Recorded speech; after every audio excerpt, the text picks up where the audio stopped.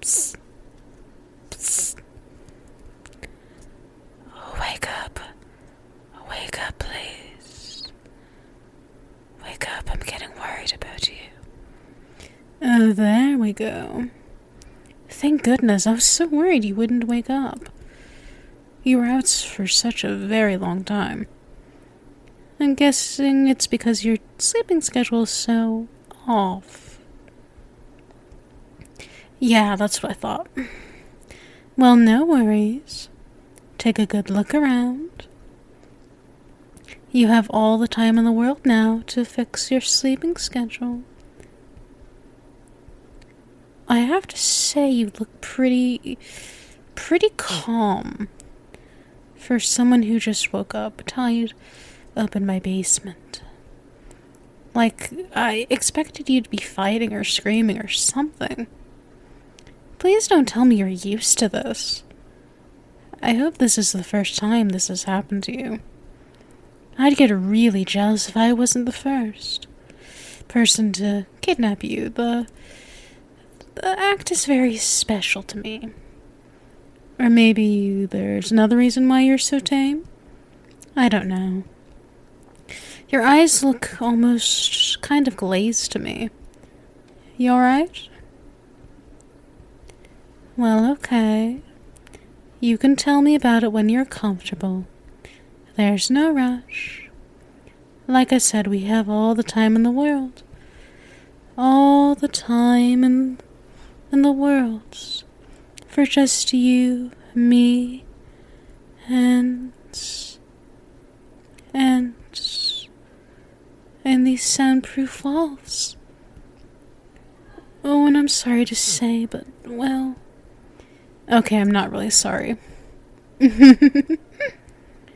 But I'll be keeping you all to myself. How could I not when I'm so madly in love with you? I mean, I made all of those thousands of online accounts just so I could give you positive encouragement online, without it seeming like it was all just coming from one person. Now that's dedication. Now that I think about it, it probably would have been way more effective if I didn't tell you, though. Oh well. Too late now, I guess. I meant what I said in those comments, though, so I hope you can take them to heart. But I'm getting off track here. Where was I? I'm sure I had some roadmap as to what I wanted to say. Oh, right. Like I was saying, I'll be keeping you all to myself. You know what that means, right? You'll never be able to see your friends again. But that's okay. You have me now. I'll be sharing your hobbies and whatnot. So you don't need friends. What's that? You don't have friends? Holy shit. Well, good then. Because, like I said, you don't need them. And you have me so, yeah. Watching movies together. Playing games together. Talking to each other, staying up way up late. Then we should all be fulfilling all of those roles. For you. And you alone, so don't you worry. Seriously, please don't. But anyway, now that you're here, you won't be seeing your family either. And I won't let you talk to them either. I don't want to leave any sort of trail that can help anyone track us down. So I'm sorry to say this, but it looks like they'll be missing you.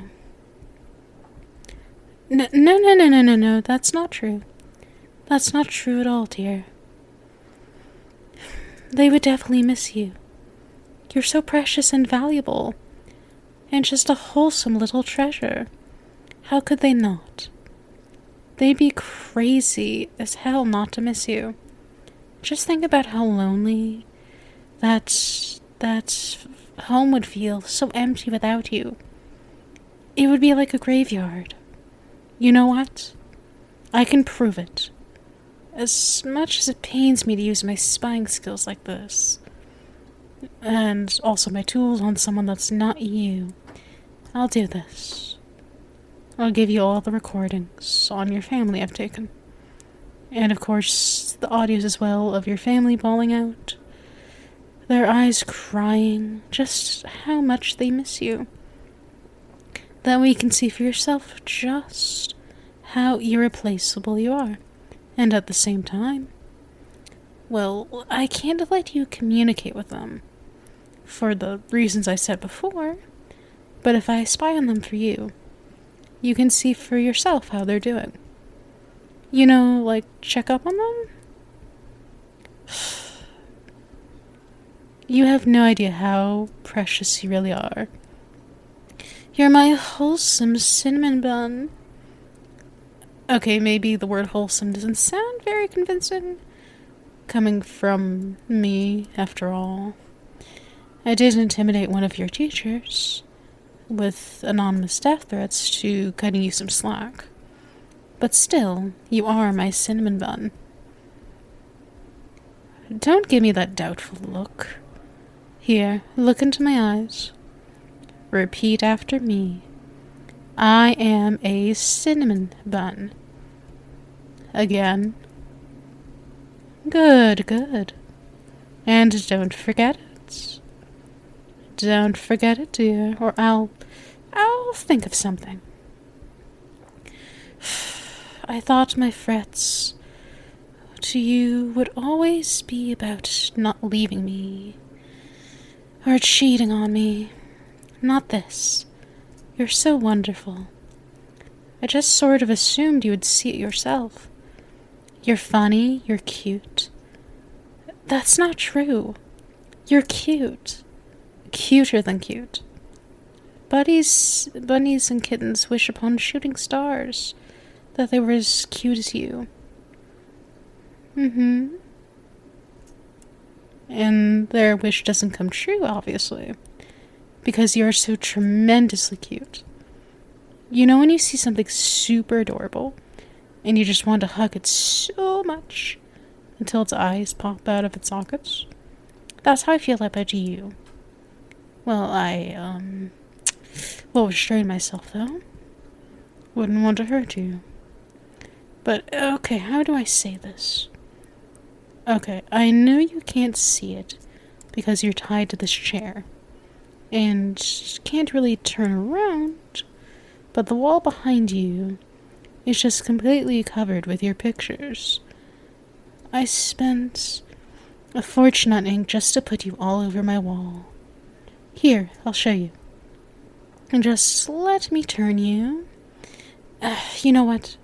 Never mind. I'm just going to get you out of those ropes. There we go. And you can turn around now. Take a look for yourself. See? I wasn't lying. And it's a big wall too, right? It takes a lot of pictures to cover. And there's not a single duplicate. I might add. Well, would plaster the whole wall. I plastered all of the pictures over this wall. I mean, I wouldn't do it if they weren't just something overwhelmingly cute, right? I think not, and there's not just that. But I even kiss the pictures goodnight before I go to bed every evening. It's one of my favorite bedtime routines. Right below listening to the audio I edited of you to make it sound like you were confessing to me. Well, audios. But now that you're out of those ropes, let's take advantage of the opportunity. Come here. Give me a hug. You really need one. And there's no shame in it. No, you're not disgusting. I am not going to be grossed out by hugging you. I want to hug you. My arms are wide open, so don't leave me hanging here. Come here, give me a hug. There we go. See, doesn't that feel so much better?